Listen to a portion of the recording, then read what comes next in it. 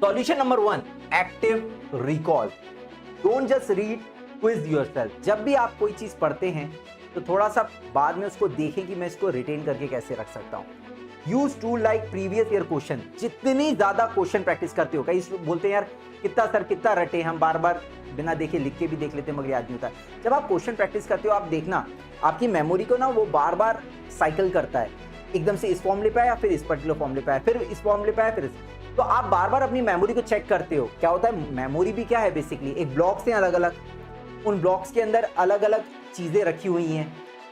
आपको एकदम से पता करना है कि अरे यार मेरे को ना पता करना है एफिशिएंसी ऑफ ट्रांसफार्मर का फॉर्मूला, तो उस ब्लॉक पे आप जाओगे, उस ब्लॉक में उस ब्लॉक को ओपन करोगे, फिर आप बताओगे हाँ इसका फॉर्मूला ये होता है।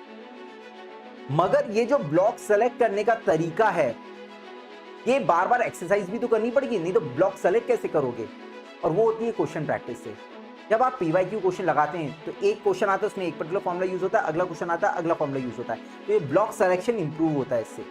तो मैं सबसे अच्छा तरीका बताऊं आपको क्वेश्चन प्रैक्टिस।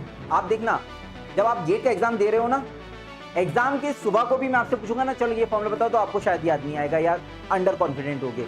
मगर एग्जाम में जब आप जाते हो और क्वेश्चन देखते हो, तो क्वेश्चन देखते ही जब आप सॉल्व करने जाते हो तो आप देखना आप उस पर्टिकुलर टॉपिक पे ज्यादा कॉन्फिडेंट होगे और उसके फॉर्मूले आपको ज्यादा याद आएंगे। वही टॉपिक हो जिस टॉपिक पे आपने बहुत ज्यादा क्वेश्चन प्रैक्टिस की होगी, उसका रिवीजन आपको कम रिक्वायर्ड होता है, प्रैक्टिस कम रिक्वायर्ड होती है बाद में, क्योंकि आपने जब पढ़ा था उस समय उसकी प्रैक्टिस आपने बहुत ज्यादा की थी।